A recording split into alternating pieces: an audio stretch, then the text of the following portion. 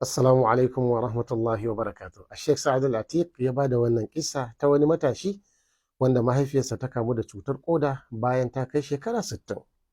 Ya je asibiti ya ce gashi yana so a ɗauki kodarsa a dasa mata. Wannan mahaifiya ta ce fur ba yanda za a yi a ɗauki kodar ɗanta a sa mata. Gara dai a yi ta mata wanki har zuwa lokacin da abin da Allah ya rubuta ya faru.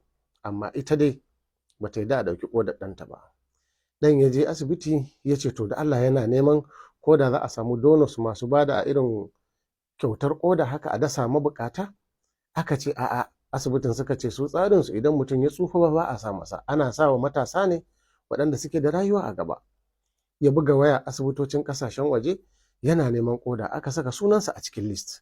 Ya zo ya gaya mahaifiyarsa ya ce to mama, na yi sanarwa kasashen waje muna neman koda, da zarar an samu insha Allah za a zo a canja miki. Ba na so in ganki ana miki wankin kodan nan kina shan wahala, kina fama da jin zafi. Ba na so na ganki a haka.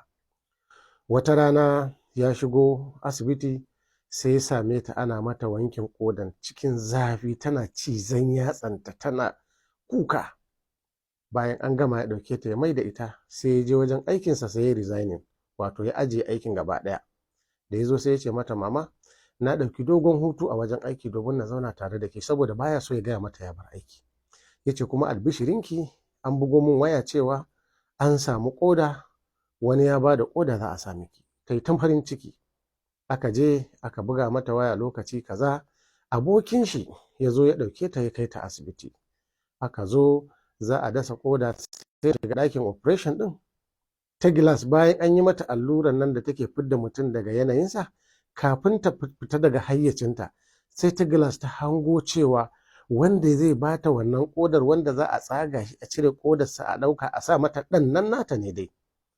Ta ce ta fara faɗa da ƙarfi, kar ku cire kodar ɗana, kar ku cire kodar ɗana. Tana cikin wannan magana, wannan allura ta shiga aiki, ta fita daga hayyacinta. Aka je aka yi operation, aka cire kodarsa, aka saka mata, ta dawo hayyacinta cikin nutsuwa. Bayan ta farfado ya farfado, aka kawo shi gurinta, gashi a kwance a gado, ita ma gata a kwance. Ta yi kuka ta ce ɗana, yanda ka raba ni da cuta a duniya, Allah ya raba ka da cuta duniya da lahira. Yanda ka sanya min farin ciki, Allah ya sanya maka farin ciki duniya da lahira. Ɗana, yanda ka sadaukar da rayuwarka, Allah ya kawo waɗanda za su sadaukar da rayuwarsu a kanka.